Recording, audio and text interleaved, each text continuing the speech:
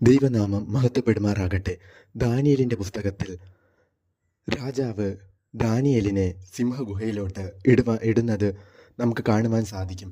ഇപ്പോഴാണെങ്കിലും സിംഹഗുഹയിലോട്ട് ഒരാളെ ഇട്ട് കഴിഞ്ഞാൽ ആ ആൾ ഗുഹയിൽ വീഴുന്നതിന് മുമ്പ് തന്നെ സിംഹം അയാളെ ഭക്ഷിച്ചിരിക്കും.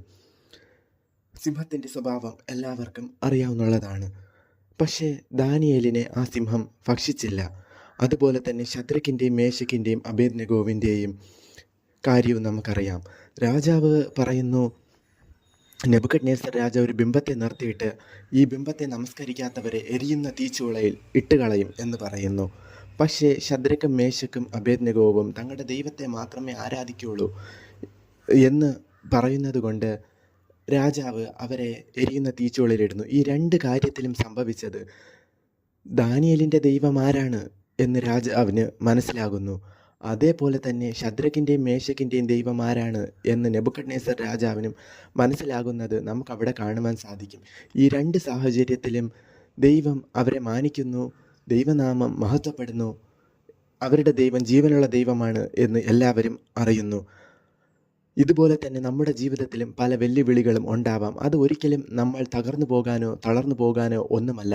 അതെല്ലാം നമ്മുടെ ദൈവം ആരാണ്, നമ്മുടെ ദൈവം നമ്മോട് കൂടെ ഉണ്ട്, നമ്മുടെ ദൈവത്തിന് എന്ത് പറ്റും എന്നത് മറ്റുള്ളവരെ അറിയിക്കുവാൻ വേണ്ടിയിട്ടാണ് ഈ കഷ്ടതകൾ നമ്മുടെ ജീവിതത്തിൽ വരുന്നത്. യേശു പറഞ്ഞു, ലോകത്തിൽ നിങ്ങൾക്ക് കഷ്ടമുണ്ട്, എങ്കിലും ഞാൻ ലോകത്തെ ജയിച്ചിരിക്കുന്നു എന്ന് യേശു യോഹന്നാന്റെ പുസ്തകം 16-ാം അധ്യായം 33-ാമത്തെ വാക്യത്തിൽ പറയുന്നു.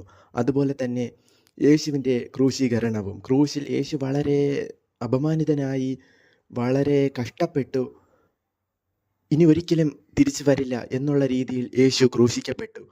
പക്ഷേ യേശു എല്ലാവരിടത്തും താൻ ദൈവപുത്രനാണ് എന്ന് പറഞ്ഞു. അത് ആ വെളിപ്പാട് അവരുടെ ഉള്ളിൽ കയറിയോ എന്നത് നമ്മൾ സംശയിക്കേണ്ട ഒരു കാര്യമാണ്. പക്ഷേ യേശു ഉയർത്തതിന് ശേഷം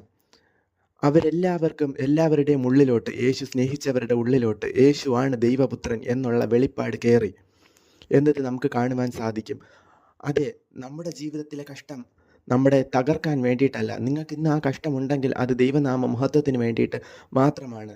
നിങ്ങളുടെ പണിയാൻ വേണ്ടിയിട്ടാണ് ദൈവം ഇന്ന് ആ കഷ്ടം നിങ്ങളുടെ ജീവിതത്തിൽ അയച്ചത്. നിങ്ങൾ പണിയപ്പെടും, നിങ്ങൾ ദൈവത്തിന് വേണ്ടി പ്രയോജനപ്പെടും. നമുക്കൊരു നിമിഷം പ്രാർത്ഥിക്കാം. സ്നേഹമുള്ള ദൈവമേ, യേശുവേ സ്തോത്രം, ഹല്ലേലൂയ.